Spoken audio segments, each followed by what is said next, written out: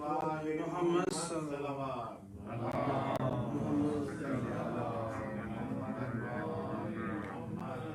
بانو کہاں تلاش کرے اپنے لال کو،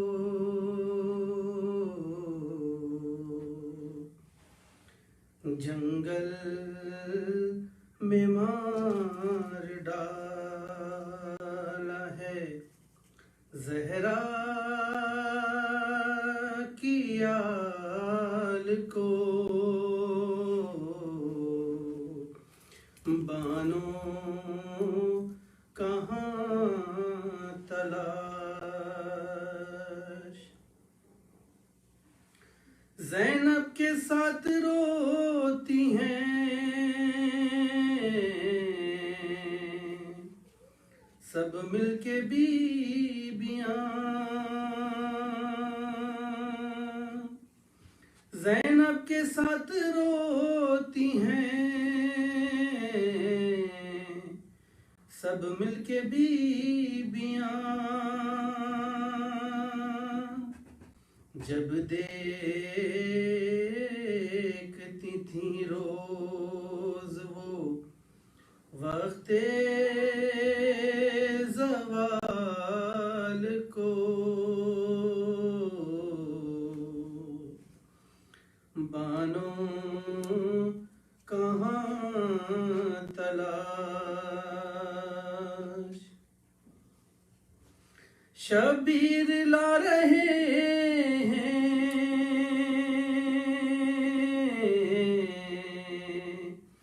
میدان میں دیکھیے، شبیر لا رہے ہیں میدان میں دیکھیے، اپنے ضعیف کاندھوں پہ 18 سال کو،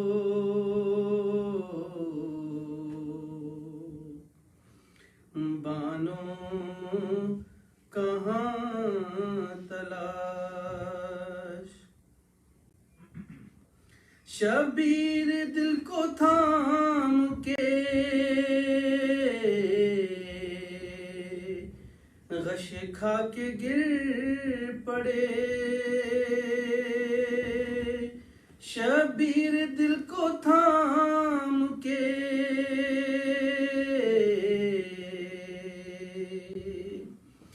غش کھا کے گر پڑے، دیکھا جو خون میں غرق نبی کے جمال کو، بانو کہاں تلاش، بازار شام میں وہ اسیروں کا قافلہ، بازار شام میں وہ اسیروں کا قافلہ، عابد نہ بھول پائے کبھی اس خیال کو، بانو کہاں تلاش، لیلا دعائیں کرتی رہیں بعد کربلا، لیلا دعائیں کرتی رہیں بعد کربلا، یا رب اب جدا نہ کرنا کسی ماں سے لال کو، بانوں کہاں تلاش کرے اپنے لال کو،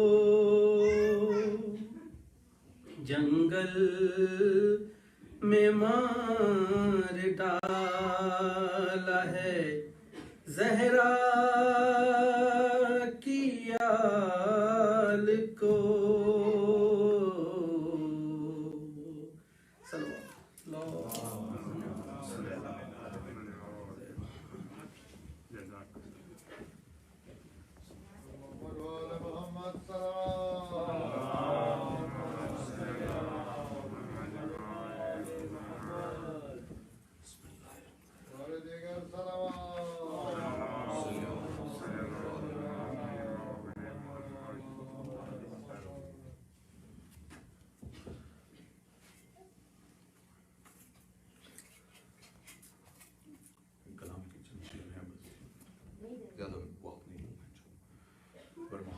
محمد صلی اللہ علیہ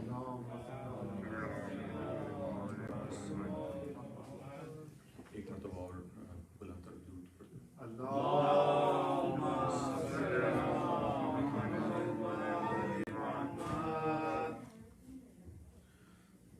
کنارہ حوض کوثر کا ابو طالب سے ملتا ہے،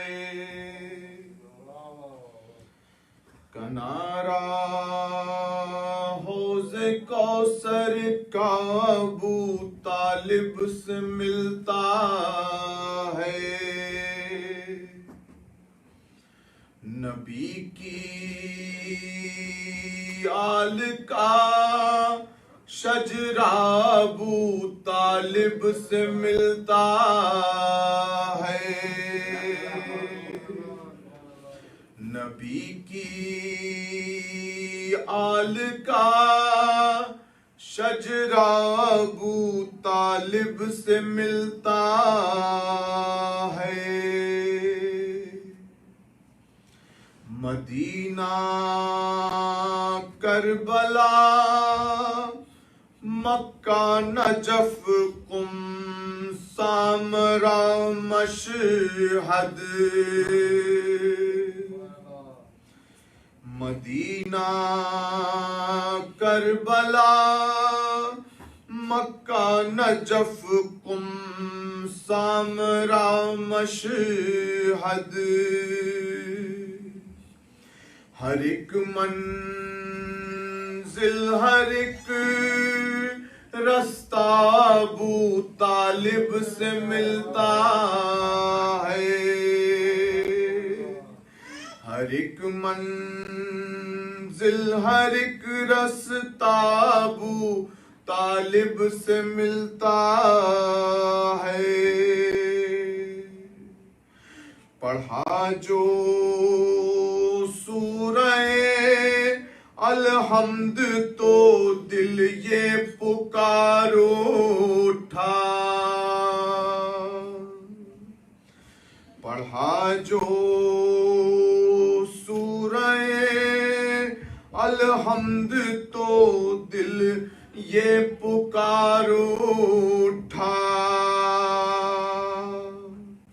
میرے معبود یہ لہجہ ابو طالب سے ملتا ہے، میرے معبود یہ لہجہ ابو طالب سے ملتا ہے، کلام پاک میں اللہ شامل اس کو کرتا ہے،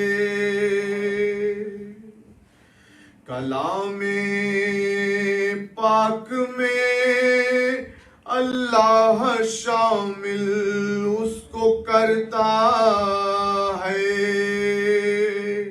کہ جو الحمد کا کلمہ ابو طالب سے ملتا ہے،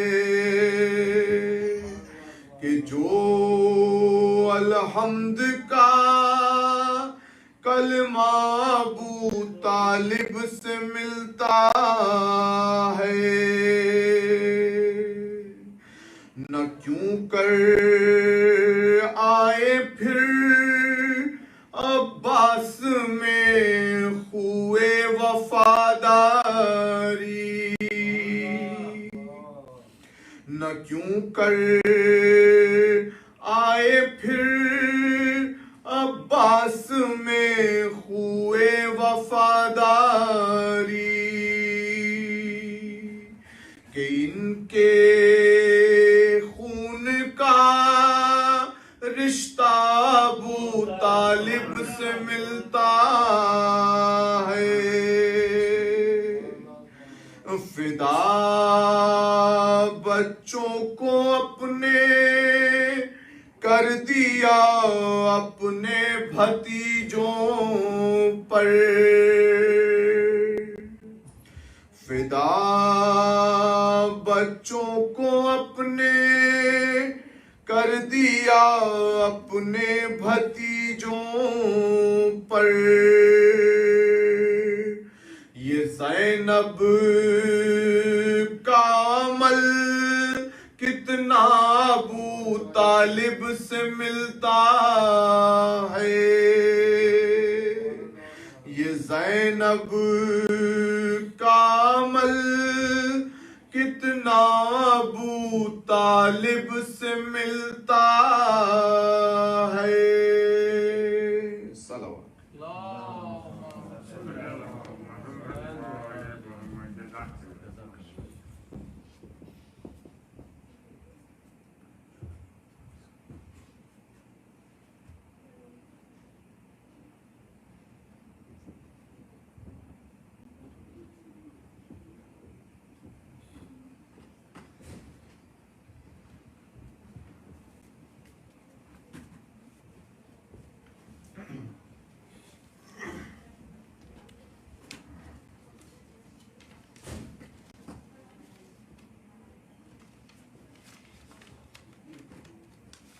محمد وآل محمد صلوات۔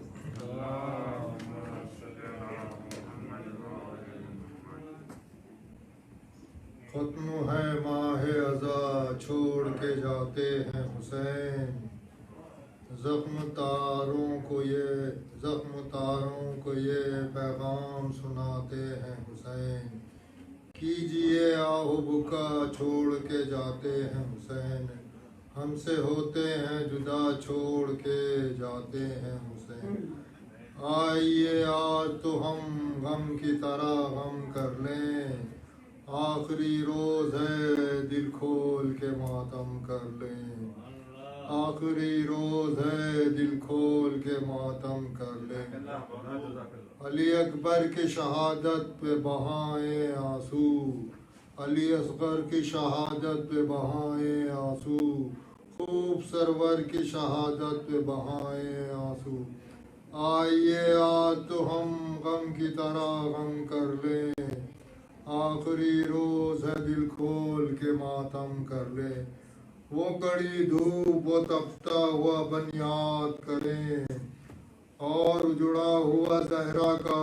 چمن یاد کرے، نہ ملا مالک جنت کو کفن یاد کرے، آئیے آج تو ہم غم کی طرح غم کر لیں، آخری روز ہے دل کھول کے ماتم کر لیں، سونے سونے در و دیوار نظر آتے ہیں، آج تو حد سے سوا شدت غم پاتے ہیں، ایک طلع تم ہے حسین ابن علی جاتے ہیں، ایک طلع تم ہے حسین ابن علی جاتے ہیں، آئیے آج تو ہم غم کی طرح غم کر لیں، آخری روز ہے دل کھول کے ماتم کر لیں، واقعی آپ کو پیاسوں کی محبت ہے اگر، کم سے کم یہ تو ہو پیاسوں کی کہانی کا اثر،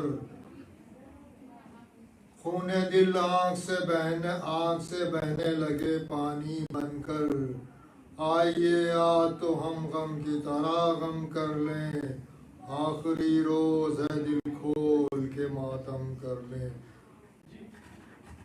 سمجھ میں کچھ نہیں آتا یہ کیا قیامت ہے، یہ آج گلشن ہستی میں کیسی حالت ہے، تباہ کون ہوا آئی کس پر آفت ہے، آئیے آج تو ہم غم کی طرح غم کر لیں، آخری روز ہے دل کھول دے ماتم کر لیں۔ یہ کسی طرح سے ہو مستر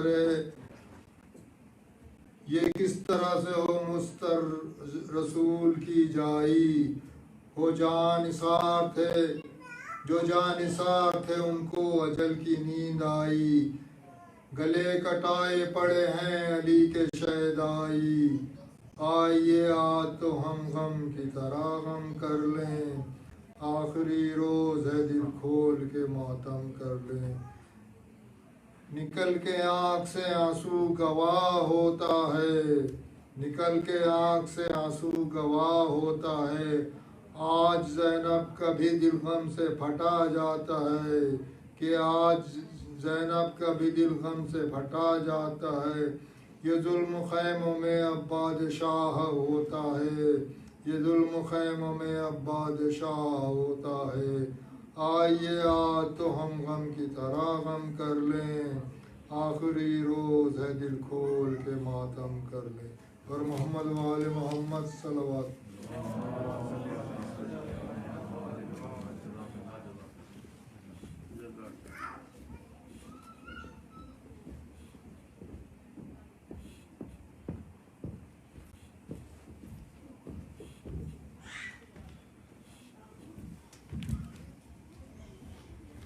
محمد وآل محمد صلوات۔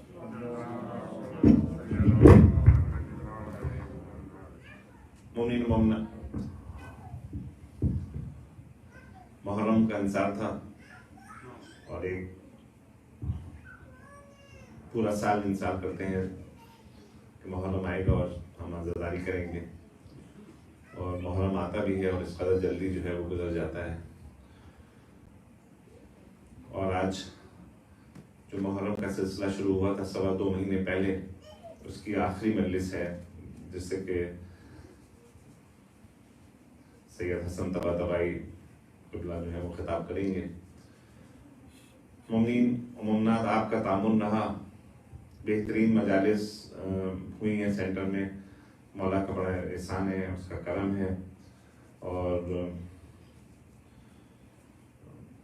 جن علماء نے ان مجالس میں خطاب کیا ان سب کا شکریہ، جن مومنین و مومنات نے تبرکات کا اہتمام کیا ان کا شکریہ، جو مومنین جو تھے سلام نوحے میں شامل ہیں ان سب کا شکریہ، اور انشاءاللہ یہ سلسلہ اسی طرح سے جاری و ساری رہے گا، اور آنے والا سال جو ہے میں آپ کو ابھی سے یہ بتا سکتا ہوں کہ انشاءاللہ اس سال سے بہت زیادہ اچھا ہوگا، علماء کے لحاظ سے بھی اور مجالس کے معیار کے حساب سے بھی۔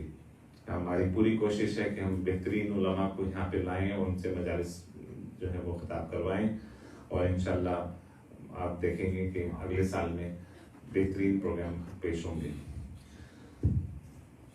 آج کی مجلس آخری مجلس ہے، اس کے بعد انشاءاللہ سیٹرڈے کو جو ہے وہ ہم جشن عید ضحیٰ جو ہے وہ کر رہے ہیں سینٹر میں، ٹھیک 8 بجے پروگرام شروع ہوگا، اور آپ تمام مومنین و مومنات سے التماس ہے کہ جس طرح آپ نے اس محرم میں شرکت کر کے تمام مجالس کو کامیاب کیا، یہ عید ضحیٰ بہت بڑی عید ہے، اور اس میں بھی بڑی تعداد میں شرکت کر کے اس کو بھی کامیاب کیجیے گا، اور پھر انشاءاللہ آنے والے دنوں میں ہم عید میلاد النبی کا بھی اعلان کریں گے، اس سلسلے میں تفصیلات طے ہو رہی ہیں، جیسی مکمل ہو جائیں گی آپ تک پہنچا دی جائیں گی، اور محمد وآل محمد صلوات۔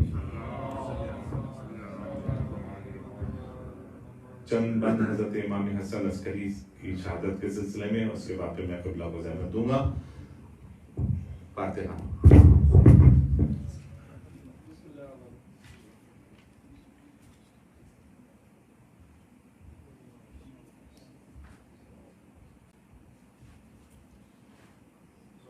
اللہم صلی علی محمد و آل محمد۔ اے زہے عسکری نیک دل و نیک صفات، تیری تفسیر ہے یا اہل تولا کی حیات، وہ حقائق کا ثبوت اور وہ مقاصد کا ثبات، لوح نقاش ازل نقش گرا راہ نجات، فکر محکم ہو ابتا زو ازل گیر تیری، رائے ذاتی نہیں الہام ہے تفسیر تیری، مدحت عسکری پاک سے ذیشاں ہوں میں، 11ویں ہادی برحق کا ثناخواں ہوں میں، ان کی تفسیر سے جو ناظر قرآن ہوں میں، سر بسر علم کے جلووں سے چراغاں ہوں میں، جاہلیت کے مرض کی یہ ثنا شانی ہے، ان کے فرزند کے عرفاں کی سند کافی ہے۔ معتمد کا تھا زمانہ کہ ہوا ظلم یہ آہ، دے دیا زہر شقی نے انہیں بے جرم و گناہ، چند لمحے بھی نہ گزرے کہ تڑپنے لگے شاہ، آئی زہرا کی یہ آواز کہ ان اللہ، جاں بلب ہے میرا فرزند و ہائی بابا، مر کے اب قید سے کیا ہوگی رہائی بابا، کسی پہلو میرے بچے کو نہیں ہے آرام، کروٹیں لیتا ہے بستر پہ تڑپ کر گلفام، آ کے بالین حسن پھر یہ کیا رو کے کلام، رونے والے میرے شبیر کے تجھ پر ہو سلام، نزا کا وقت ہے اور عالم تنہائی ہے، اور سر تیرا گود میں لینے کو بطول آئی ہے، ہائے حضرت نے کس کو سسکتے دیکھا، ناش عباس کو دریا پہ پھڑکتے دیکھا، یاد سے اصغر بیشیر کو تکتے دیکھا، پیاس سے بالی سکینہ کو بلکتے دیکھا، پڑھ کے یہ نوح غم غم کو بٹاتے بھی رہے، خود بھی روتے رہے دادی کو بھی رلاتے رہے، اور قید زندہ کے مصائب کی نہ حد تھی نہ شمار، بندش آب و غذا اور تن زار و نزار، روز پڑھتے تھے تیمم سے نماز ناچار، اشقیا پینے کو دیتے تھے نہ پانی نہ زنہار، اینٹ جاتی تھی زباں ہونٹ بھی پڑھاتے تھے، اور تشنگی کو جو کئی روز گزر جاتے تھے۔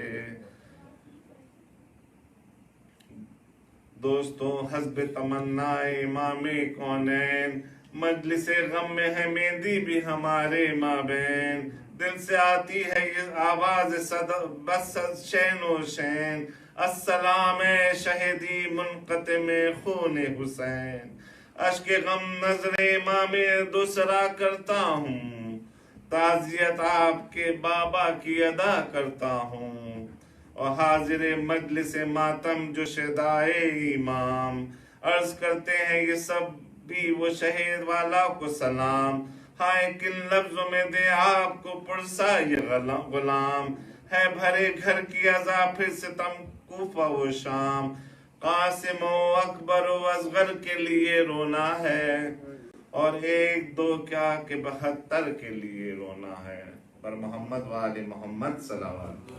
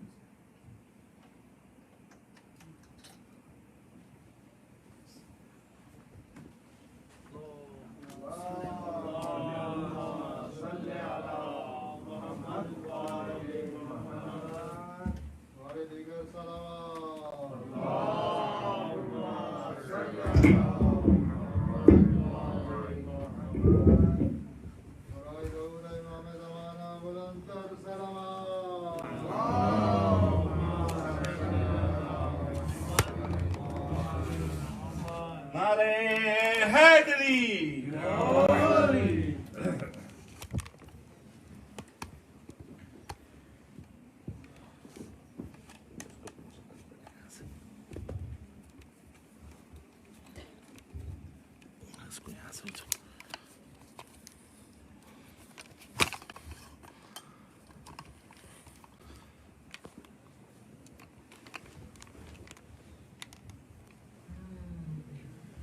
الله الرحمن الرحيم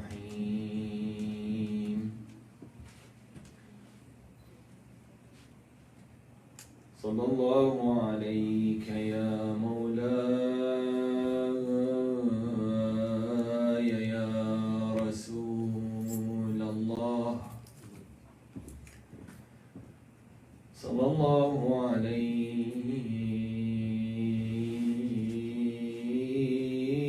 وعلى آل بيتك المظلومين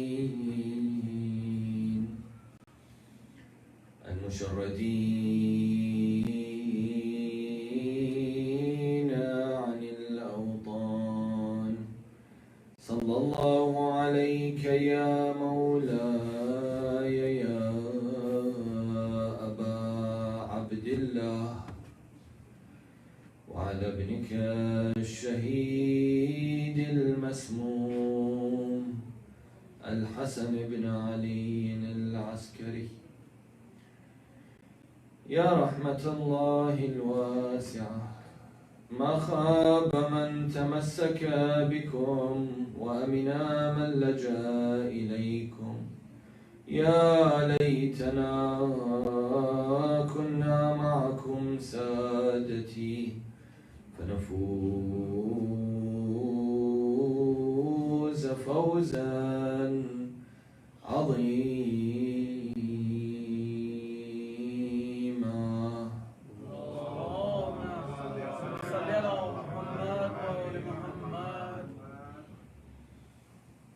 I would like to begin by offering my condolences to our 12th Imam, the Imam of our time, the awaited Savior, Imam Al-Mahdi Al-Muntadhar. May Allah hasten his reappearance and grant us the tawfiq to be amongst his helpers and supporters. To our great Maraja and Ulama, to the Muslim world, especially to you, brothers and sisters, on the martyrdom anniversary of our 11th Imam, the pure son of the pure, Imam Al-Hasan Al-Askari, alayhi afdal salati wa salam.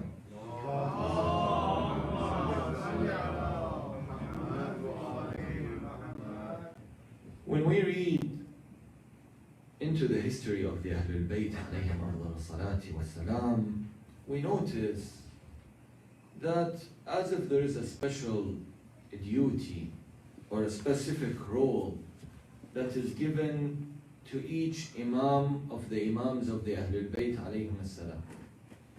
In addition to their general roles such as teaching and educating people, defending the faith, answering misconceptions, raising and training ulama and scholars, attaining to the issues of the ummah and the community, administrating the issues of the community, solving various conflicts and problems that occur within the community, and so on and so forth. In addition to their general duties and roles, you notice that there is a specific role that is given to each of the Imams of the Ahlul Bayt alayhim afdal salati wa salam. For example, when you want to look at the life history of our second Imam, Imam Al-Hasan Al-Mujtaba alayhi afdal salati wa salam.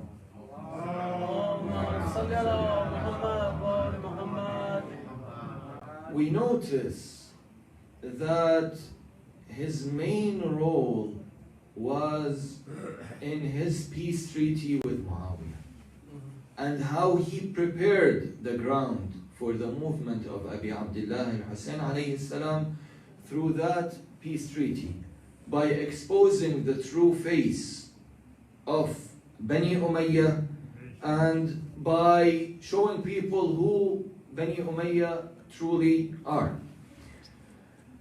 Because before that peace treaty, many people, many Muslims they actually believed or were tricked by the Umayyad propaganda.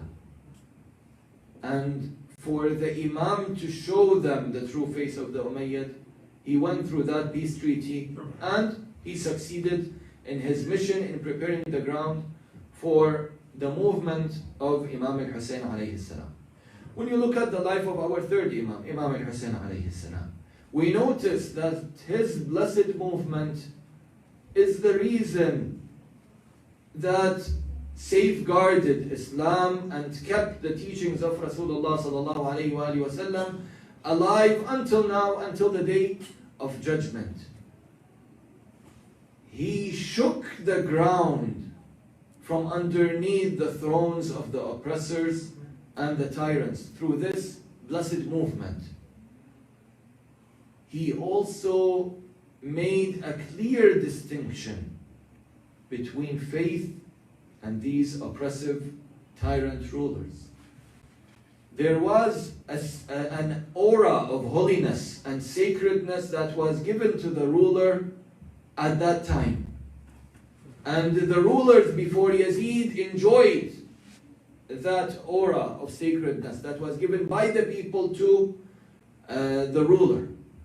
But after the tragedy of Imam al-Hussein, after the movement of Imam al-Hussein, you notice that this aura of holiness and sacredness was not given to the oppressive and tyrant rulers. If you look at the acts of the rulers that were done before Yazid, before the tragedy of Karbala, you will notice that people take their act as a sunnah, similar to the sunnah of Rasulullah. We are ordered to follow the Quran and the sunnah of Rasulullah sallallahu alayhi wa sallam. So how come when we see that certain rulers, when they have or they promote an action that goes against the sunnah of Rasulullah, how can we see Muslims take that action and they defend that action and they keep performing it even though it is against the sunnah of Rasulullah? That aura of holiness was given to the rulers prior to the movement of Imam al-Hussein. But after the movement of Imam al-Hussein, we notice that people don't take their religion from the oppressive and tyrant rulers anymore. They take it from who? From various scholars. That's why we notice that the four schools of thoughts and many other schools of thoughts evolved after the tragedy of Imam al-Hussein. And they started taking their faith from scholars, not from the tyrant rulers. If we look at, for example, the times of our fifth and sixth Imam, Imam Muhammad al-Baqir alayhi salam and Imam Ja'far al-Sadiq alayhi salam, we notice that this was the time where the teachings of the Ahlul Bayt alayhim salam was spread all over the corners of the world.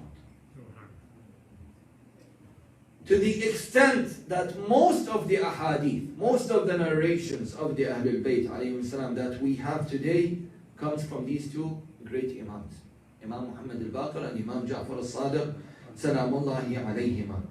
They established the Islamic seminary and university in which thousands of scholars in various fields of specializations graduated from it. Thousands of scholars, ulama, preachers, hadith narrators, and fuqaha, jurists who graduated from the seminary and the university of Imam al-Baqir and Imam al-Sadiq alayhim salam.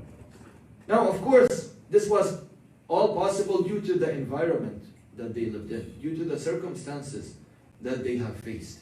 So we notice that the roles of the Imams of the Ahlul Bayt alayhim salam differed according to the circumstances and the situations and the environment that they were in. The environment of Imam al-Hasan was different from the environment of Imam al-Hussein. The environment of Imam al-Hussein was also different from the environment of the Imamain Muhammad al-Baqir and Ja'far al-Sadiq salamullahi alayhim ajma'in. So the question that might come in mind, what were the circumstances of our 11th Imam, Imam al-Hasan al-Askari alayhi salam face? What is the situation, or what are the situations that he alayhi afdal salati wasalam faced? What was his main role that we can notice when we study the life history of our 11th Imam, Imam al-Hasan al-Askari alayhi salam? Especially that his period of imamate was the shortest amongst the 12 Imams alayhim afdal salati wasalam. His period of imamate was for only 6 years. He started that period of imamate started by the martyrdom of our 10th Imam, Imam Al-Hadi alayhi salam, when Imam al-Askari was only 22 years old, and it ended with his martyrdom. He was martyred when he was only 28 years old. So the period of the imamate of the Imam was only 6 years. But these 6 years are very important to study and analyze. And these 6 years, we need to look, in these 6 years we need to look, what was his main role? What did he do?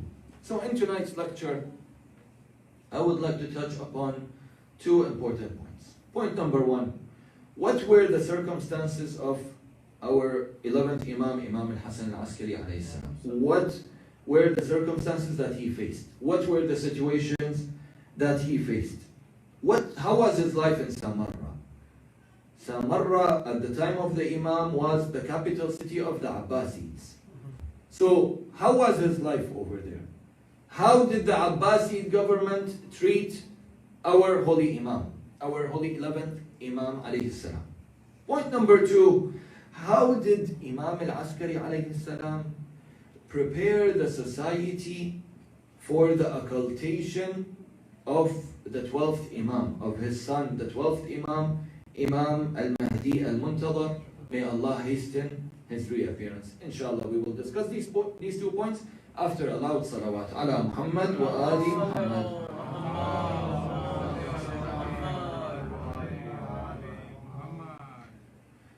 Our 11th Imam had to face 3 of the tyrant Abbasid rulers during his period of imamate: Al-Mu'taz, Al-Muhtadi, and Al-Mu'tamid. 3 tyrant Abbasid rulers. He lived during the period of the last period of the rulership of Al-Mu'taz, that ruler who poisoned our 10th Imam, Imam Al-Hadi alayhi afdal salati wasalam. The policies of Al-Mu'taz, if we look at it in history, was a continuation of the policies of his preceding Abbasid rulers, especially the policies of Al-Mutawakkil. Al-Mutawakkil was one of the worst Abbasid rulers. He was the one who was the most extreme in fighting and oppressing the Imam and the Shia, the followers of the Imams alayhim afdal salati wassalam. He was the one who banned the ziyarah of Imam al-Hussein alayhi salam. He did not allow people to go and visit Imam al-Hussein alayhi salam's shrine at that time. At the beginning, he started charging heavy fees for going to the ziyarah, and the mu'mineen continued. They paid the fees and went to ziyarah. Then he said, whoever goes, his hand will be cut. And mu'mineen still went, their right hand was cut. They went the next year, their left hand was cut. They said, this is all for Abi Abdullah al-Hussein.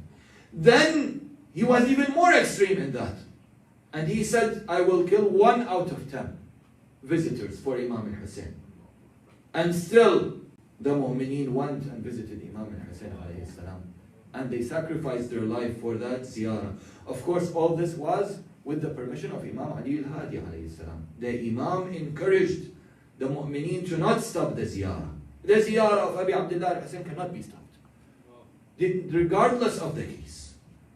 Even in the narrations, we hear or we see that the Imams say, Zurhu ala khawf.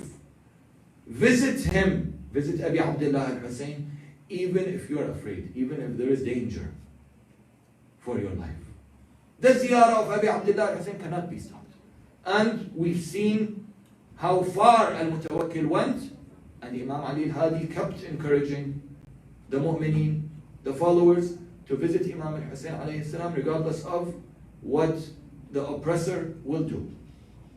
He was the one who demolished the shrine of Imam al-Hussein alayhi salam. He didn't just stop the Zuwar, but he demolished the shrine and committed so many other crimes. That by itself is a lecture, if we want to list all the crimes that Al-Mutawakkil has committed during the times of his rulership. Anyways, Al-Mu'taz continued the same policies of Al-Mutawakkil, the same tyranny, the same oppression on the Imam alayhi salam and his followers. But maybe Al-Mu'taz increased the pressure, increased the torture, increased the pressure against the Imam and his Shias, to the extent that Al-Mu'taz ordered that Imam al-Hasan al-Askari alayhi salam has to be deported to Kufa. He cannot remain, he has to be deported. And he told the soldiers at that time, he told them that when he is on the way, kill him, finish him off. On his way to Kufa, we're going to deport him, and then over there on the way, finish him off. When that news reached the companions of Imam al-Hasan al-Askari alayhi salam, that Al-Mu'taz is planning to deport the Imam, and he has a plan, a plot to kill our Imam. Abu Haytham, who was Abu Haytham, who was one of the companions of Imam al-Askari alayhi salam, when he heard this news, he wrote to Imam al-Askari alayhi salam asking him, what should we do, or how is your health, or what do you want us to do? Do you want us to fight? Do you want us to defend you? Do you want us just to remain calm? I mean, you're our Imam, you're our leader. Tell us, what should we do in this situation? The Imam salamullahi alayhi said, بعد ثلاث يأتيكم الفرج. After 3 days, you will receive some good news. Do not worry, O Abu Haytham. After 3 days, Al-Mu'taz was overthrown he was overthrown and he was killed. Once he was killed, Al-Muhtadi, Al-Abbasi took over the power, and the situation did not get any better for the Imam nor for his followers. So they had to also endure so much tyranny, so much oppression during the time of Al-Muhtadi Al-Abbasi. He exiled many of the followers of the Ahlul Bayt out of their hometowns. He confiscated their wealth and property. He imprisoned many of the followers of the Ahlul Bayt. He also killed and murdered a great number of the followers of Ahlul Bayt, Al-Muhtadi. And he did not rule for so long, but within that short period, he committed so many crimes against the Imam and the followers, the Shia of the Imam Salamullahi alayhi. He also ordered that the Imam should be imprisoned. And not just imprisoned in any cell, but he ordered the prison warden to tighten his cell, to tighten his prison, to restrict his movement, to make it even more difficult for the Imam to be there. The prison warden at that time was called Salih, son of Wasif. The Abbasid came to him after a while, to inspect, to see what he's doing. Is he fulfilling the commands, the orders? They noticed that there was not much change. So they told him, didn't we tell you to tighten and make it more difficult for the Imam? What's going on? He said, what can I do when I hired 2 of the worst men that I can find? I hired 2 of the worst men that I can find. and I hired them and I put them in the cell of the Imam, so that they will bother him, they will tease him, they will, make his time, uncomfortable, and make him uncomfortable in his place. But look at what happened to them. The Imam has transformed them into great worshippers. Their worship, their prayers, and their fasting is so great and noticeable. I sent them to disturb the Imam, they instead turned into followers of the Imam. So the Abbasi said, bring those two, let's question them. He brought those two inmates, or they weren't truly prisoners, they were hired, but they brought them to the Abbasi. They said, what's your story? You were hired for something and you're doing something else. They said, what do you want us to say about a man? Look at how they describe Imam al-Askari. Those are two of the worst men. According to who? According to the worst men, they're saying those are the worst. Not according to good people, according to the Abbasi. They're saying, what can we say about a man who spends his days in fasting, and he spends the whole night in prayer? He does not speak much. And when he looks at us, we start shaking and trembling from fear. Fear and reverence enters our heart and we have no control over it. We knew that this man is not a normal man. And we couldn't control ourselves in front of him. So we decided to follow him, and as you see us, we are praying and fasting just as he does. For the love of Imam al-Askari alayhi salam, please recite Allah's salawat.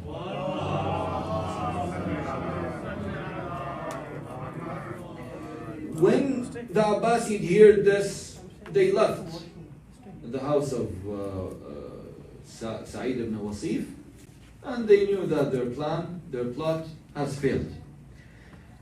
Anyways, Al-Muhtadi was always threatening our Imam, to kill our Imam. However, our Imam alayhi salam wrote to one of his companions who was worried about the Imam's situation and health, because he was always threatening the Imam. He told him, Ya ibn Rasulullah, I'm worried about you. The Imam said, don't worry.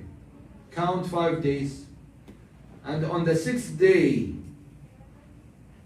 from today, he will be murdered in a disgraceful and humiliated manner.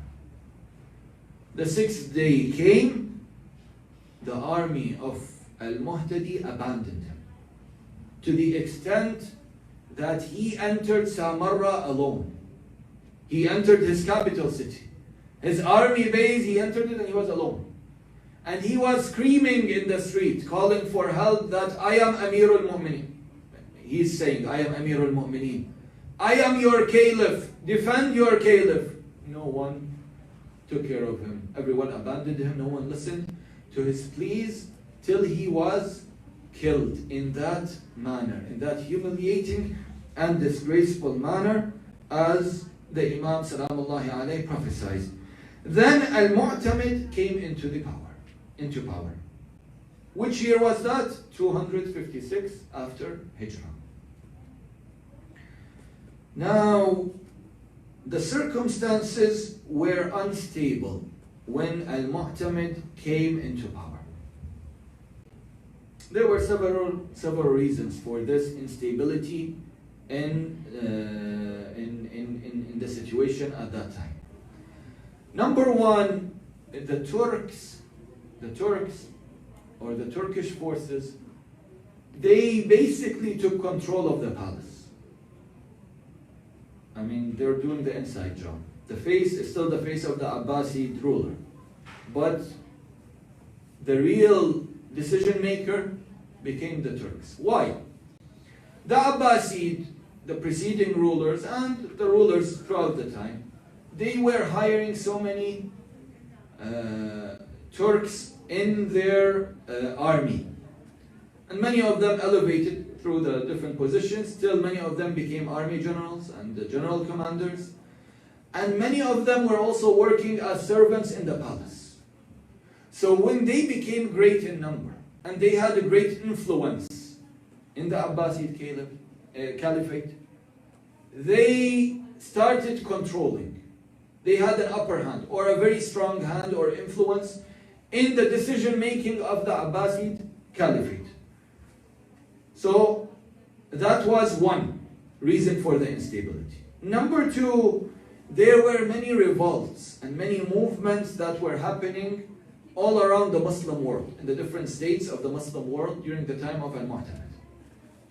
Number three, the government was also very busy tracking and following the Imam Al-Askari alayhi salam, and his Shia and his followers. They were following the news of each and every Shia.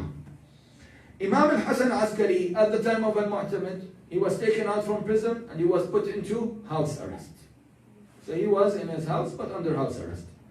He could not leave his home in a normal way unless he's accompanied by guards. And he was forced to attend the palace on Monday and Thursday of every week. From his home to the palace, he had to attend a meeting with the Abbasid ruler. And on the way, he could not speak to anyone. He was surrounded by the guards, so he could not speak to anyone, and none of the Shia can also contact him. The maximum that can happen is that they can see the Imam. So people, it was said in history, that people used to gather on the street from the house of the Imam to the palace of the Abbasids. They used to stand in 2 rows just to see the Imam al-Askari, every Monday and every Thursday. But no one is allowed to speak to him, and he cannot speak to the others. The guards were around him all the time. So there was a lot of pressure from the Abbasid government. The circumstances of the Imam became even more and more difficult. Al-Mu'tamid also tried to kill our Imam several times. So each of these rulers, their whole aim and goal is to attack our Imam and limit his movement. And he also did, he was going with the same policies as his preceding rulers. Al-Mu'tamid threw the Imam in one of his attempts. He threw the Imam al-Askari in the lion's den, just as what Al-Mutawakkil did with his father Imam Ali al-Hadi alayhi salam. Shaykh al-Mufid, he quotes to have said that Imam Abu Muhammad al-Hasan al-Askari alayhi afdalu salati was salam was handed over to Nahrir. Nahrir was one of the supporters of the tyrants. He was handed over to Nahrir, and he was in the prison of Nahrir. So from house arrest to prison again. Nahrir was very hard on him, and he harmed our Imam a lot. He tortured our Imam a lot. One day his wife came to him, to Nahrir, and told him, "O Nahrir, fear Allah. You do not know who is in our house, who is in our prison." Because the prison seems to be in the house of Nahrir, or the palace of Nahrir. He's like, "What's the story?" She started describing the righteousness of Imam al-Askari, the worship of Imam al-Askari, the devotion of Imam al-Askari to Almighty Allah. And she said, "I fear for you as a result of him. You are torturing a devout servant of Allah. You are torturing a worshipper who committed no crime. He spends his days and nights in worship. I fear that this oppression that you're committing against the Imam will have, very harsh repercussions or implications. So I fear for your life, O Nahrir." Do you think this affected Nahrir? It did the exact opposite. He said, I swear to Allah that I will throw this man in the lion's den." He took permission from the Abbasid Caliph, from Al-Mu'tamid, told him, "Can I do this?" And Mu'tamid gave him authorization to do so. He made sure he did not feed his lions for a few days. He made sure that his lions are hungry. And then he threw our Imam in the den. And he left the den, saying that for sure the Imam will be eaten by the lions. Later on he came, and to his surprise, the Imam was standing offering prayer, and the lions were around him, as if they are protecting him. Transferred him again from the house to the prison. But to the prison of who? Ali, son of Jari. Do you notice how many prisons the Imam was transferred to? This is all within the period of 6 years. We're not talking more than that. This is all within this period. He was also transferred from house arrest to the prison of Ali, son of Jirin. Ali, son of Jirin, was asked about the Imam, about his prisoner. How is he? He said, what can I say about him? He fasts in the day, he prays all night. All his time is in worshipping Allah subhanahu wa ta'ala. So one might ask, why did the tyrants focus so much on the Ahlul Bayt? Why did they specifically target the Imams of the Ahlul Bayt? Why did they target Imam al-Hasan al-Askari? And they have nothing but worship and akhlaq and science and knowledge and all these great qualities. Why would they target and fight such a man? There are several reasons for that. Reason number one is that the Imam holds a special status in the hearts of the people. People love the Imam. Anyone who meets the Imam even one time will admire, will be enamored by the Imam. They have this special status in the community. And the Abbasids know that very well. One year, Harun al-Rashid, the Abbasid ruler, he was in Hajj and he saw our seventh Imam, Imam Musa al-Kadhim alayhi salam, over there. He decided to go and speak to the Imam. He said to him, you are the one who people pledge allegiance in secret. People in public, they pledge allegiance to me, Harun. But in secret, people are pledging allegiance to you, O Musa al-Kadhim. What was the response of our Imam? The Imam said, Ana Imamul Qulub, wa anta Imamul Jusman. I am the Imam, I am the leader of the hearts, and you are the leader of the bodies. This special connection between the Imam and the people worried the Abbasids so much. They didn't want to have someone who is so influential on the society under their rulership. So they wanted to make sure that they limit his influence. That's one of the reasons. Another reason is that the Abbasids know very well that our 11th Imam, Imam al-Hasan al-Askari alayhi salam, is the father of the final Imam. Our 12th Imam, Imam al-Mahdi al-Muntazar, may Allah hasten his reappearance.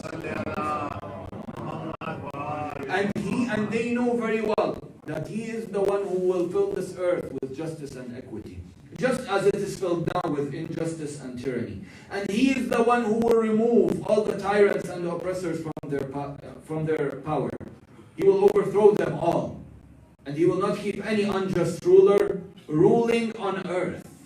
They knew that very well, that he will eradicate injustice and oppression. And they know themselves well. They know that they are oppressors.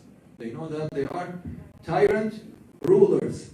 So they wanted to make sure that the Imam, the last Imam, would not be born. Because they know that Imam number 11 is Imam al-Askari and the last Imam is al-Mahdi. The Prophet has prophesied that in many ahadith. So they did not want him to be born, or if he's born, he would have been killed. They plan and Allah plans, and Allah subhanahu wa ta'ala is the best of planners. Just as Allah subhanahu wa ta'ala protected Prophet Musa alayhi salam from Pharaoh, and Pharaoh committed so many crimes. You know the crimes that Pharaoh committed.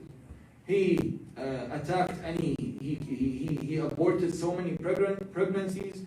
He killed so many pregnant women. He followed all the women and made sure that there would be no pregnant woman that would run away from his chastisement and wrath, to make sure that Musa would not be born, because he knows that his end will be on the hand of someone by the name of Musa.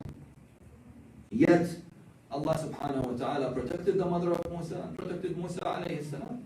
Just as Allah protected Musa, Allah also protected the Imam of our time, Imam al-Mahdi Al-Ajal ta'ala.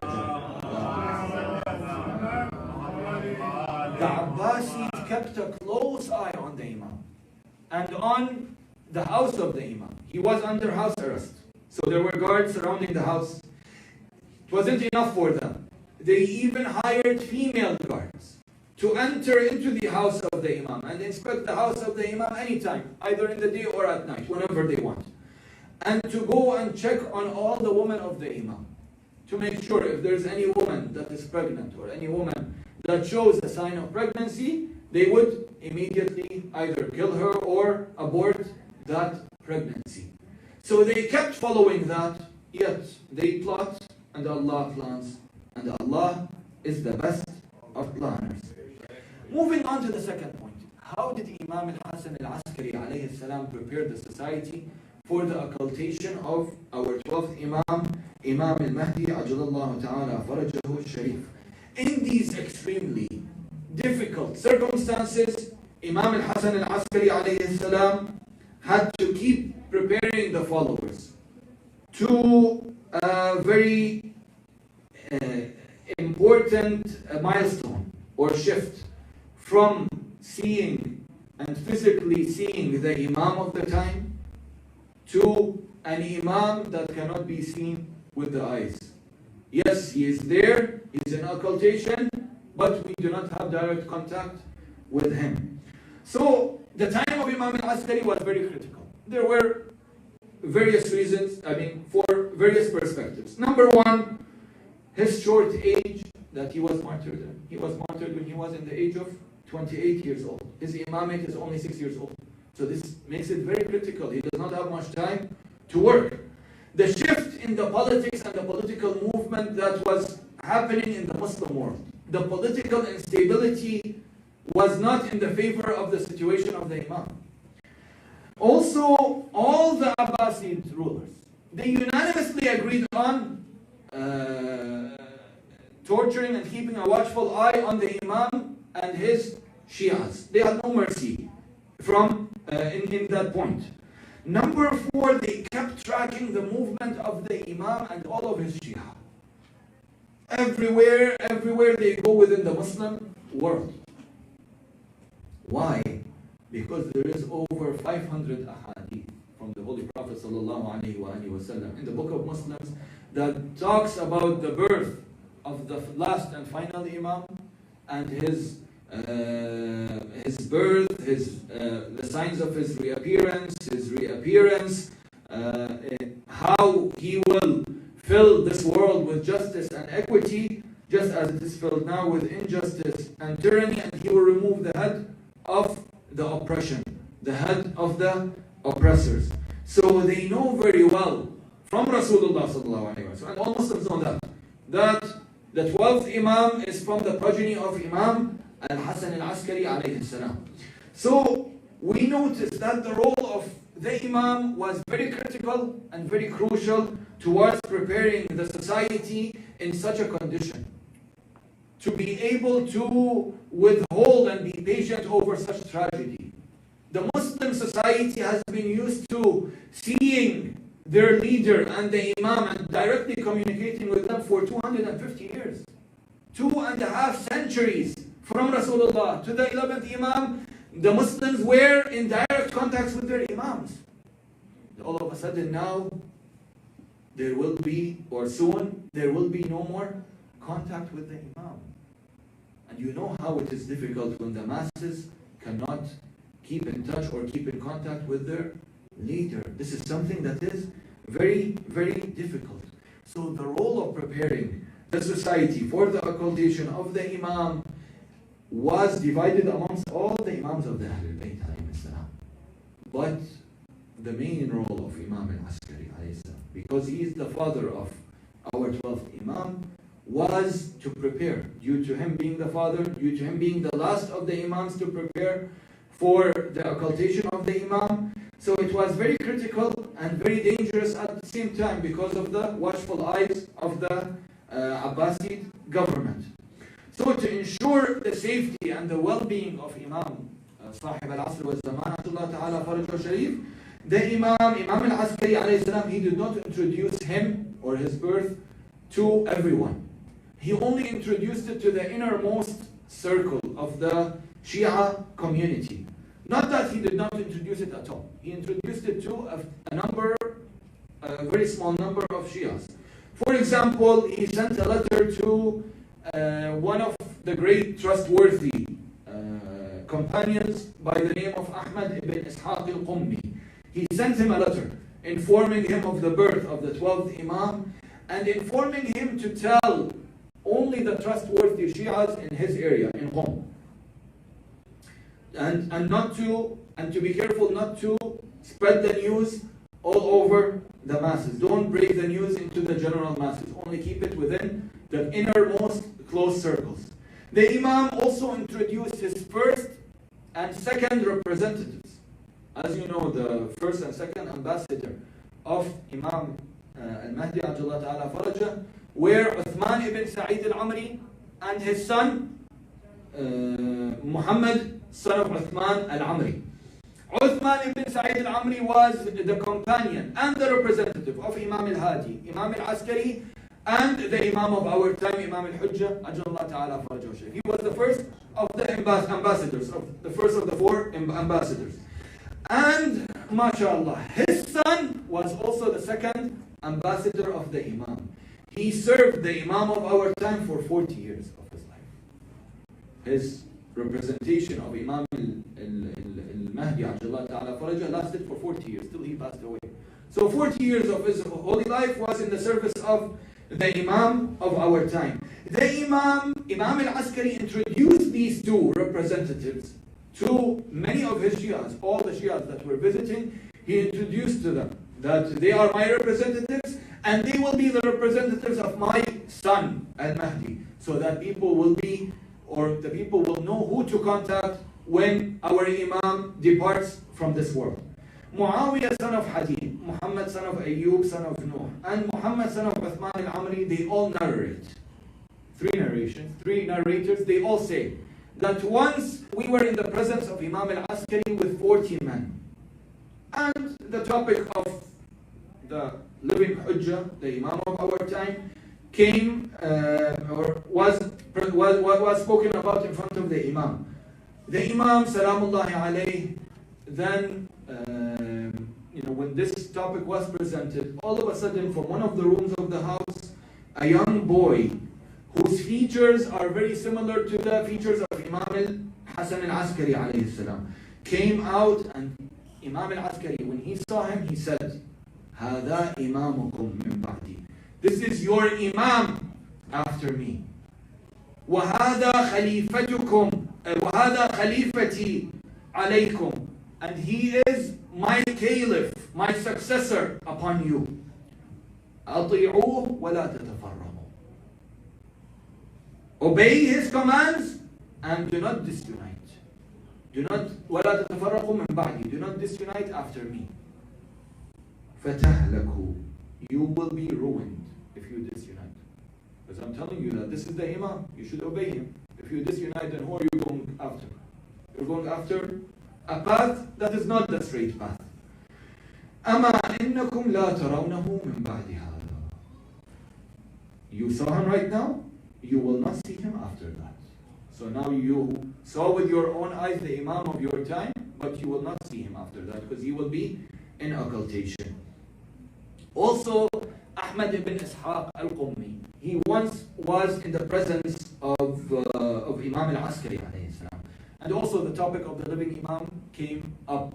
And he asked him about the Imam. Imam al-Askari told him, "O Ahmad, in this community, his example, the example of Imam al-Mahdi, is like the example of Khidr, the appearance of our Imam."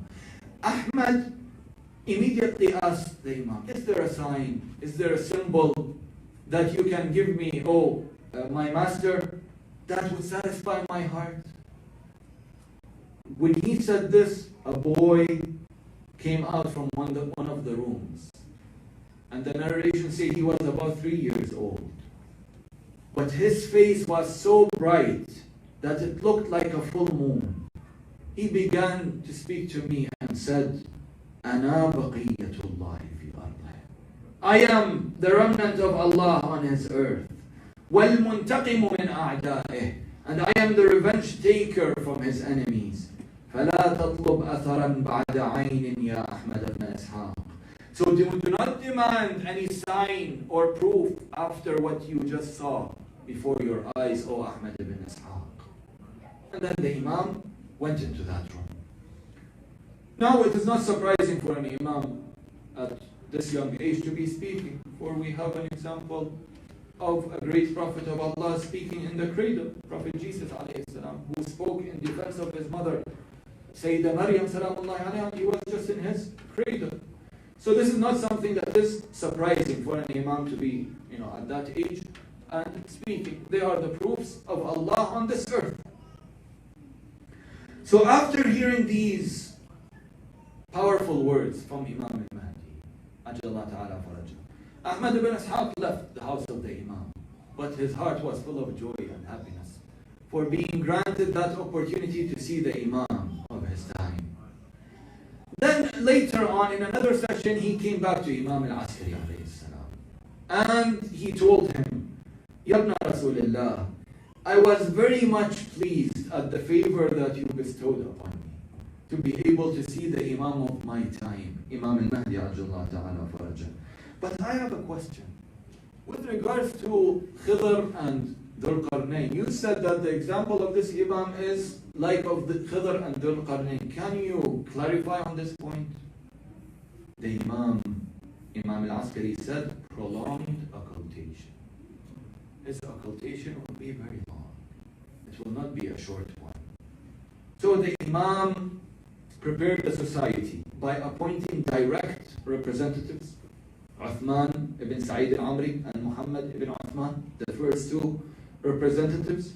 And he also, he appointed them in different occasions. Even at one occasion, a number of Shia from Yemen came to visit the Imam, and the Imam told them that his representatives are Uthman ibn Sa'id and his son Muhammad. So he informed the Shia community of the direct ambassadors, the direct representatives of the Imam of the time. The Imam also explained clearly the meaning of imamate, the meaning of the occultation, and the fact that the earth will never be empty or devoid of an Imam. He also taught a number of fuqaha, a number of jurists, a number of hadith narrators, and he ordered the Shia masses to follow the jurists, to follow the fuqaha, to follow the maraja after him, in taking their ahkam of deen, in the well-known hadith of Imam al-Askari, فَأَمَّا مَنْ كَانَ مِنَ الْفُقَهَاءِ صَائِنًا لِنَفْسِهِ حَافِظًا لِدِينِهِ مُخَالِفًا لِهَوَاهِ مُطِيعًا لِأَمْرِ مَوْلَاهِ فَلِلْعَوَامِ أَنْ يُقَلِّدُوهُ. Whoever from amongst the jurists who protects himself, maintains his religion, goes against his desires, obeys the commands of his master, then the general public must follow him. The Imam did all this to safeguard the community, to safeguard the society, and to ensure that they will never go astray after him. They will never be lost or in a state of debating or questioning, or they don't know what to do. He made it clear to them as who will truly represent the Imam, who will truly represent the faith after him. And also, brothers and sisters, Imam al-Mahdi, the Imam of our time, Ajallah ta'ala farajah al-Sharif, never forgets his Shia. He's the one who said, we are neither negligent of your affairs, nor we are forgetful of your remembrance. If it was not so, calamities, tragedies would have surrounded you, and enemies would have crushed you. If you see that the community is still alive after 1400 years, not just alive, but they're increasing, the number of the followers are increasing. increasing day by day. Know that this is only happening due to the blessing of the Imam of our time, not because of our acts. What are we doing? Nothing. It's all due to the blessings of the Imam of our time. Surely, if it wasn't for that link, we or the foundations of Shiism would have been destroyed long time ago. صلوا على محمد وآل محمد.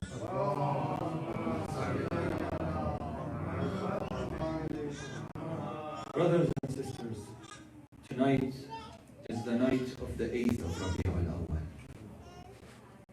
Tonight is the night of the martyrdom of our 11th Imam, Imam al-Hasan al-Askari alayhi afdal as-salati was-salam.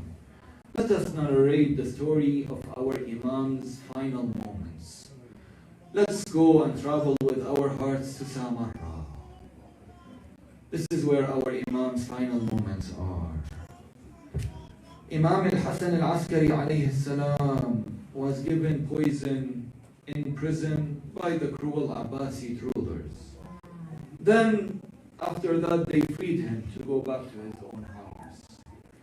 Before he departed this world, he sent one of his servants by the name of Al-Ajal.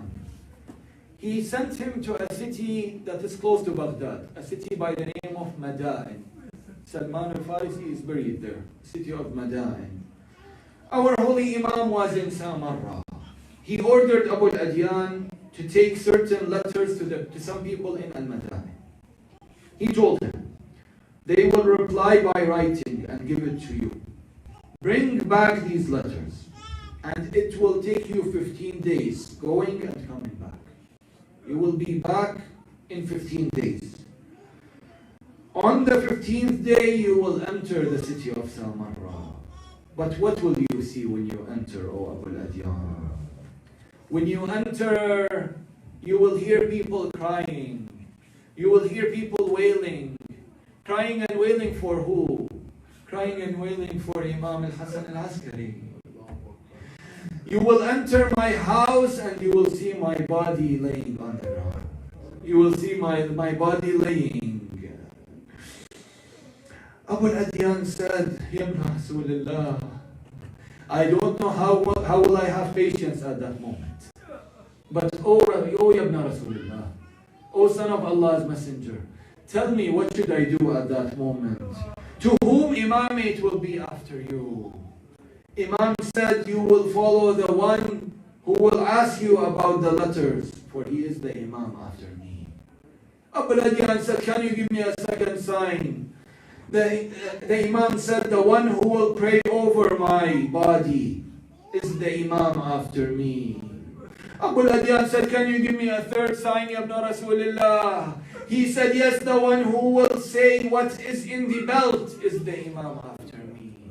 Now Abu al-Adyan did not ask the Imam about the belt. Because of the reverence, because of the great status and honor of the Imam, he could not speak anymore. So he just remained silent. These were the three signs that the Imam has mentioned. The servant went and he came back. Truly, when he came back on the 15th day, Abu al-Adyan saw the body of the Imam laying down. The Imam was poisoned. Wa imama wa sayyida. When the Imam Salamullahi alayhi was poisoned, the Abbasids increased the guards around the house of the Imam. They also brought him doctors. Why? So that they would be a cover. Just to say that, look, we're monitoring the status of the Imam and we're taking care of the Imam. You know, but they're not telling the people the truth, that they are the ones who poisoned him. So they brought a number of doctors to remain around the Imam. However, the real reason was they were looking for Al-Mahdi, because they know that the Imam after him will be Al-Mahdi and he has to be around there. So they kept a close security around the Imam, or around Imam al-Askari alayhi salam. They even made sure that female guards remain in the house at that time and inspect the women to make sure if any one of them is pregnant or if any one of them has a child with her. The Imam lived under house arrest in tight security by the Abbasid, the evil Abbasid government. Brothers and sisters, when someone wants to die, when someone wants to leave this world, he wants to see his family around him. He wants to see his children standing beside him. He wants to bid them farewell. He wants them to bid him farewell. But our Imam, our 11th Imam, he was so oppressed. He was surrounded by prison guards. He was not allowed to be around his family. His family wasn't allowed to be around him. They had no access to him. He had no access to his family members. Instead, he has to worry about his woman, because those guards were checking on his woman. They were inspecting his woman. Yes, the Imam had to go through all this. Why? So that the message of Rasulullah would reach us today. So that the message of Rasulullah would remain forever. So that I and you can be good Shias, can have the good akhlaq and the good manners of the Ahlul Bayt. So that I and you can pray. Brothers and sisters, isn't it time to change? Don't you see the sacrifices that the Imam have done to ensure the safety of this faith and the safety of the teachings and to safeguard the teachings of the Ahlul Bayt? Isn't it time for me to change and to become a true follower of the Imam? Our holy Imam left this dunya ghareeb. He left this dunya all alone in Samarra. Abu Al-Ajal said that I saw the brother of the Imam, Ja'far al-Kadhab, Ja'far the liar. He was the brother of the Imam and he was condoled by people. Everyone was coming to offer their condolences to him. He did not ask me about anything. So I remained quiet and I just remained standing there not knowing what to do. Meanwhile, Aqid, a servant of the Imam, came to Ja'far al-Kadhab, asked him to lead the salah. Ja'far al-Kadhab and many of the Shias entered the house of the Imam to offer the salah on the Imam. As Ja'far was about to get ready to pray and people were standing behind him, a young boy came out from one of the rooms. He was about 5 years old. And he went and held on to the hands of his uncle. He told him, تنحى يا عم تأخر يا عم فأنا أحق بالصلاة على أبي. Step aside, O uncle, for I have more right to pray over the body of my father. Ja'far's face turned pale and yellow. Then the nur that was coming out from the face of the Imam, the reverence, the great status and honor of the Imam was there that Ja'far couldn't say anything. He remained silent and he just stepped back. The Imam prayed over his father and he took care of the funeral procedures of his father. Salamullahi alayhi. Then he turned to Abu Al-Ajal. He told him, "Oh Abu Al-Ajal, where are the letters?" So now 2 of these signs have been given and there's one more sign that is left. As Abu Al-Ajal was sitting down, a group of visitors came from the city of Qom. They entered and asked, "Who do we condole? We came to see Imam al-Askari, but we're surprised to see him in that state." They said, "Condole Ja'far, this is his brother." They said that we have some letters and some money with us, but before we give it to you, the Imam used to tell us from who are these letters and from who is this money and how much money is in this belt. So if you tell us the same, then we know that you are the Imam. But if you do not tell us, then we know that you are not the Imam. Ja'far was angry and he said, "Do you want me to know the ghaib? Do you want me to know the knowledge of the unseen?" Meanwhile, a servant came out from one of the rooms. He said, "My master, the Mawla, he said to me that these letters are from such and such people, and that you have 1,000 dinar in this belt." Now Abu Al-Ajal now knows knows who the Imam of his time is. All these three signs were fulfilled. This is the Imam of our time. I am sure that on this day he must be in deep grief for the loss of his father, because our Imam remembers all these incidents. He saw all this, brothers and sisters.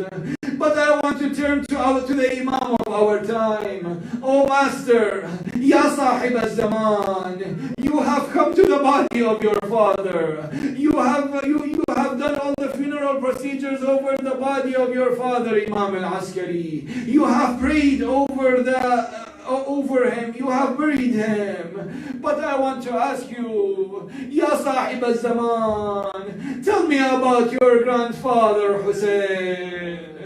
Tell me about your grandfather. What happened to him on the day of Ashura? What happened to him when he was laying down on the sands of Karbala, on the scorching sands of Karbala, under the burning heat of the sun of the desert at that time?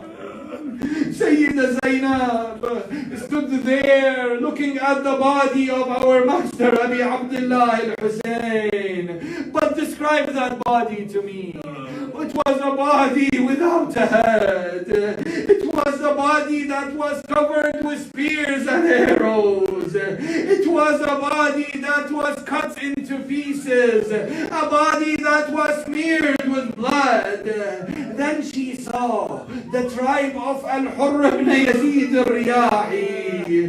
They came to Umar ibn Sa'd and they said, we don't want you to touch our man. This man is from our tribe. You're not going to touch him. You're not going to cut his head. Whatever you did to Ibn Rasulullah, that's up to you. But to him, you're not going to do anything. Sayyida Zainab was seeing all this. They took the body of Al-Hurr with respect and took him away from the battleground. They took him with respect. They took him with honor. At that moment, Sayyida Zainab Salamullahi alayha turned to the city of Medina. She said, Assalamu alayka ya Jaddah. Assalamu alayka ya Rasulullah. Hada Husaynuka bil-Ara. This is your Hussein laying on the plains of Karbala. Doesn't your son have a family to look after him? Doesn't your son have a tribe to look after him? Doesn't your son have a family to bury him? Isn't there anyone to look after his family and children? Ya Rasulullah. Then Sayyidah, oh father, oh Ali, this is your daughter Zainab, a stranger in Karbala, Ghareeb in Karbala, all alone in Karbala with no helper and no supporter. I want to ask, what is your Abbas, oh Zainab? What is your supporter, oh Zainab? What is your helper, oh Zainab? Isn't he the one laying beside the Euphrates? Isn't he the one with an arrow pierced in his eye? Isn't he the one with no right or no left arm? Oh Zainab, isn't this head the head of Abbas raised high on the spear?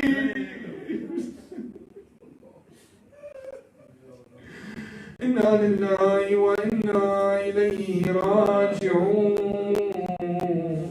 وسيعلم الذين ظلموا آل بيت رسول الله أي منقلب ينقلبون والعاقبة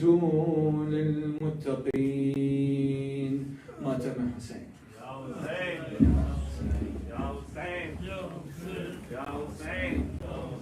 Ya Hussein, Hai Karbala walo, Hai Karbala walo, Hai Karbala walo, Hai Karbala walo, Hai Karbala walo, Hai Karbala.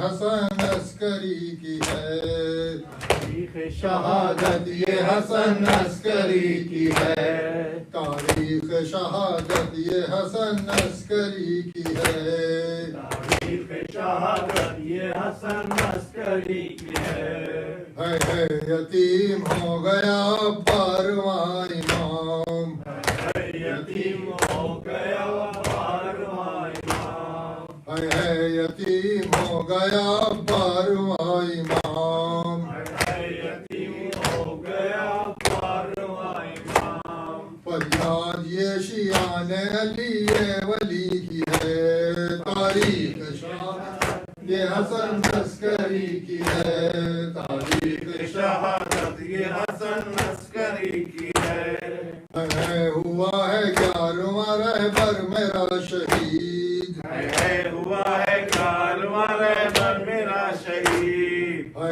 ہوا ہے 11واں رہبر میرا شہید، ہوا ہے 11واں رہبر میرا شہید، آواز سامورا میں یہ روح نبی کی ہے، تاریخ شہادت یہ حسن عسکری کی ہے، تاریخ شہادت یہ حسن عسکری کی ہے، بیمار قید خانے میں جب ہو گئے امام، بیمار قید خانے میں جب ہو گئے امام، بیمار قید خانے میں جب ہو گئے امام، بیمار قید خانے میں جب ہو گئے امام، اس وقت دی رہائی سیاست شقی کی ہے، تاریخ شہادت یہ حسن عسکری کی ہے، تاریخ شہادت یہ حسن عسکری کی ہے، بغداد میں خلیفہ اور معتمد تھا نام، بغداد میں خلیفہ اور معتمد تھا نام، بغداد میں خلیفہ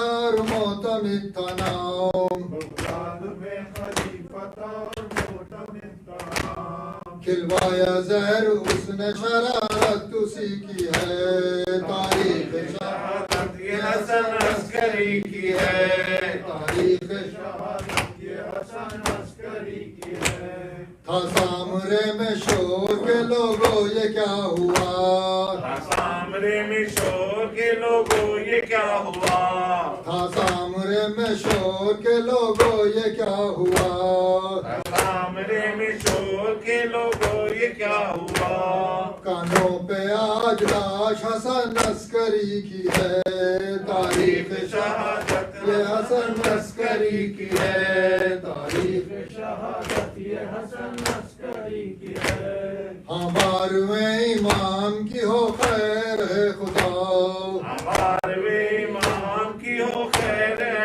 خدا، ہمارے امام کی ہو خیر ہے خدا، ہمارے امام کی ہو خیر ہے خدا، سب دشمنان دین کو تلاش اب اسی کی ہے، تاریخ شہادت یہ حسن عسکری کی ہے، تاریخ شہادت یہ حسن عسکری کی ہے، دے تعزیت امام زمانہ کو مومنین، تعزیت امام زمانہ کو مومنین، دے تعزیت امام زمانہ کو مومنین، تعزیت امام زمانہ کو مومنین، شیعوں یہ عزا امام حسن عسکری کی ہے، تاریخ شہادت یہ حسن عسکری کی ہے، تاریخ شہادت یہ حسن عسکری کی ہے، یا حسین یا حسین یا حسین، الوداع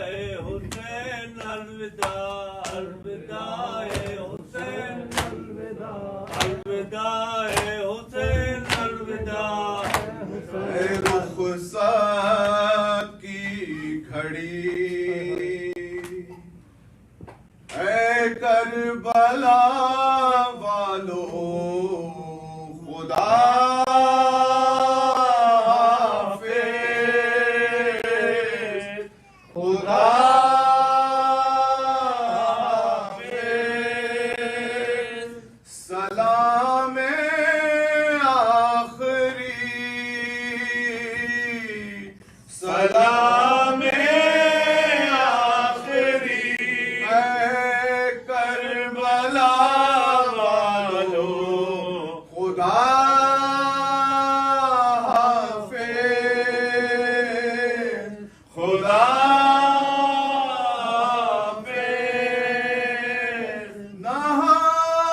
نام سے ہو سکا کچھ بھی ادا حق میزبانی کا نام سے ہو سکا کچھ بھی ادا حق میزبانی کا یہ شرمندگی ہے کربلا والو خدا حافظ خدا حافظ تمہارے ساتھ زہرا بھی یہاں تشریف لائی تھی تمہارے ساتھ زہرا بھی یہاں تشریف لائی تھی عزت بھی ملی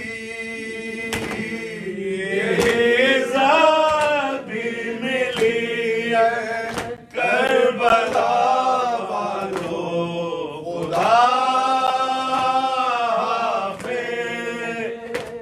خدا تمہارے غم میں روتے روتے مر جاتے تو اچھا تھا تمہارے غم میں روتے روتے مر جاتے تو اچھا تھا یہ حسرت رہ گئی یہ حسرت رہ گئی ہے کربلا والو خدا حافظ خدا حافظ یا حسین یا حسین یا حسین یا حسین یا حسین اللہم صلی اللہ لگے اندر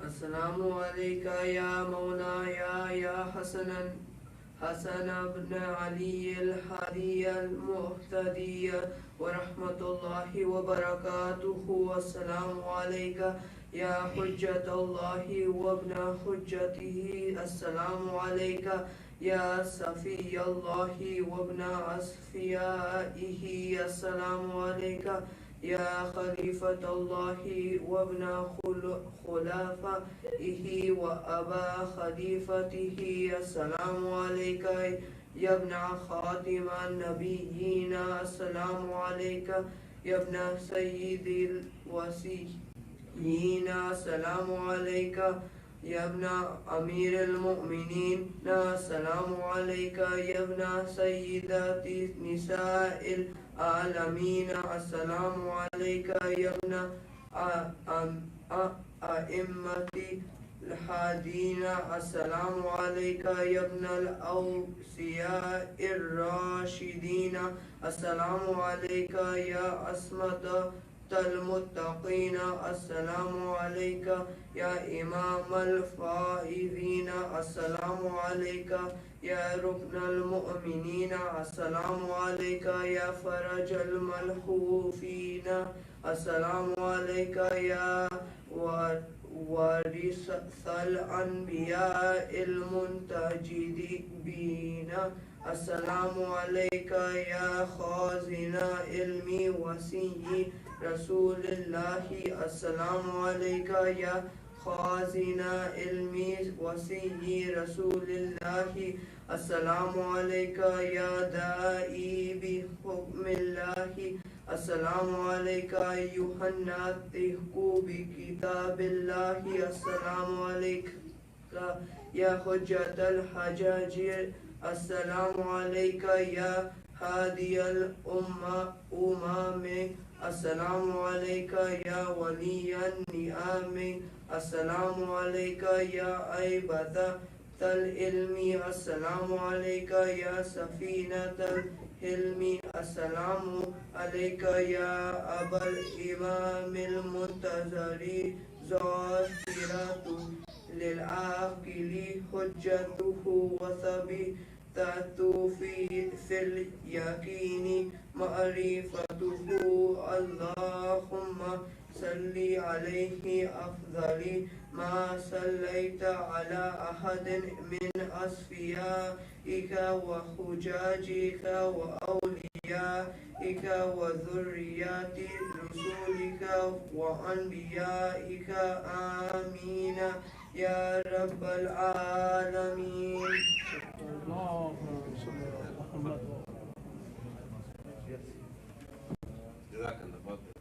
اللهم صل على فاطمة وأبيها وبعدها